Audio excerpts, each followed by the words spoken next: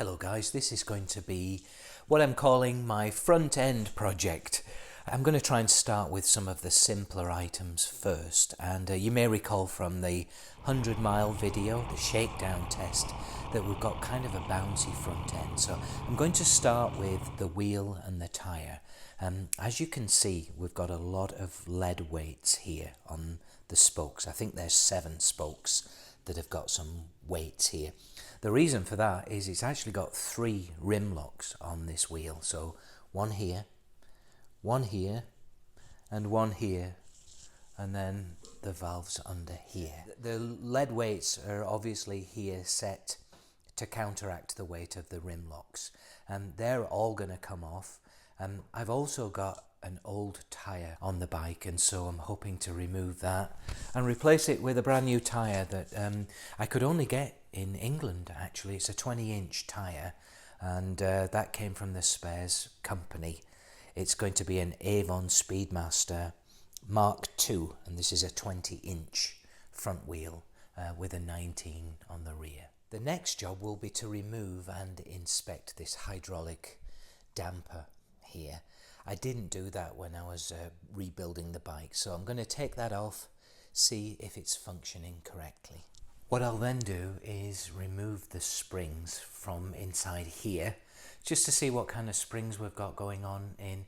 It's just possible that a firmer spring was fitted in the past, and that's contributing to the rigidness at the front end. And then finally, I'll just check all the fasteners, all the nuts and bolts, from top to bottom on the fork assembly, just to make sure that we don't have anything that's binding and maybe causing this to be a bit more rigid, this front end, than it needs to be. So it will be a process of elimination. Looking forward to it very much. Might make a few changes while I'm at it. I've got some black stays here. That's part of the de-bling exercise that I'm calling it, just to go back to sort of the original black painted finish instead of some of the chrome that we had that was introduced in the late 70s.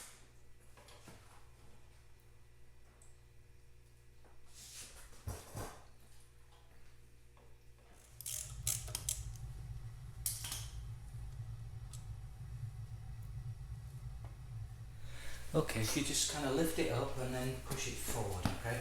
After 3. 1, 2, 3. There we go, that's it, well, thank you. Is that it? Yeah, I think so. Yeah. Ooh. I really like it. But yes, that's it. Okay. Thank you. That's nice. Thank you. Yeah. It's a bit unstable, isn't it? Tell me if you need anything else. Thank you.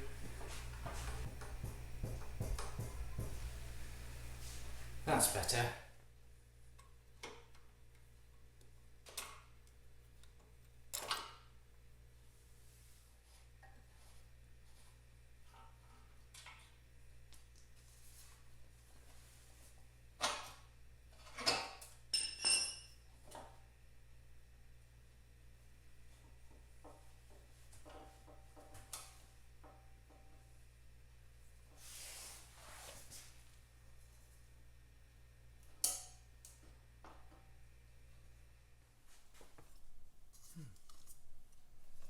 A bit stiff.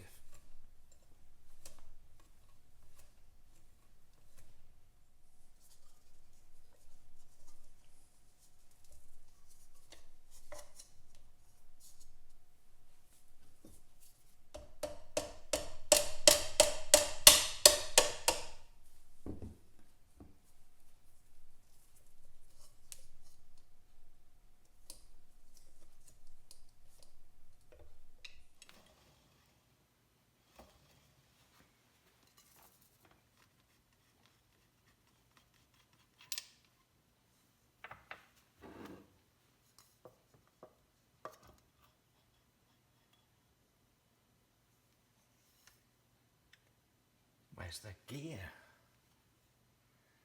Where's the gear? Oh.